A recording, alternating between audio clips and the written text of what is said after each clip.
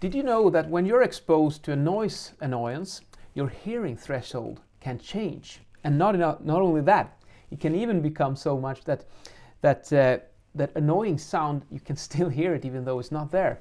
Let me explain. First, we're going to look at the hearing threshold. So let's say you have the frequency and the sound level here. And then you have the so-called hearing threshold curve, and it's going to look something like this. And do note, this is the let's write down hearing threshold. So if a sound is more quiet than this threshold, you will not hear it. So in order to hear a sound, it has to come above this threshold. So let's say you have a beeping sound up here. It's like beep. So this one is clearly above the hearing threshold, so you will hear it. But if the sound would be quieter, like very, very quiet little beep down, like so, you will not hear it because it's below the threshold. And a sound is just like a picture is composed of many different colors.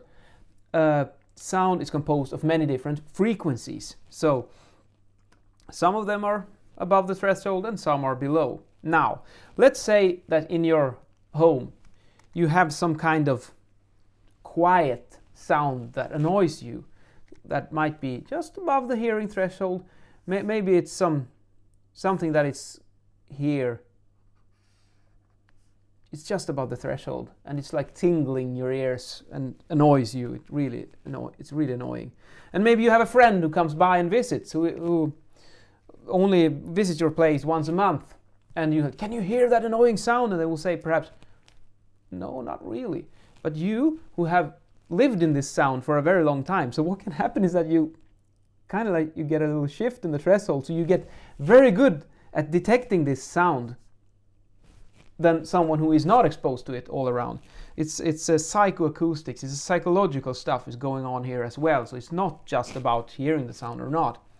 And I also read something fascinating when I was studying the topic of annoyance in my PhD thesis, that if this goes on for a long time, and perhaps this sound, the red one here, is something that comes on and it goes away, so it's on and off and on and off.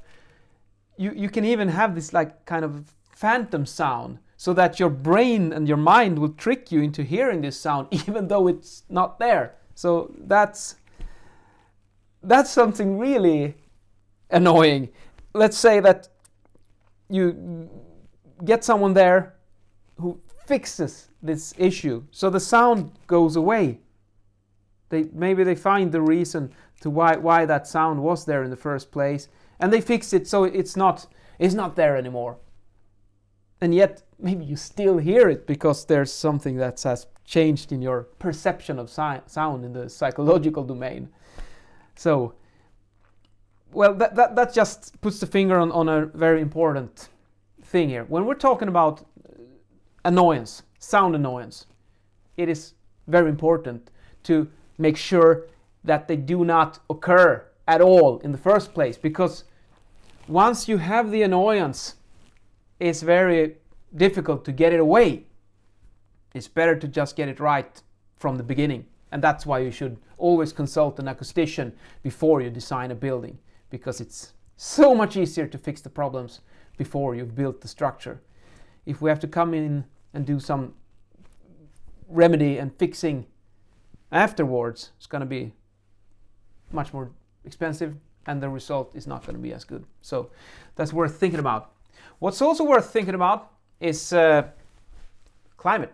When it's a bit cold, I chose to grab a vest, and this one is like, I think it's some kind of merino wool, and it's a perfect one because I was so chilly today, and also a vest will look really, really formal. And even though this is kind of, it's not a three-piece suit, it's still a three-piece, green pants, beige vest.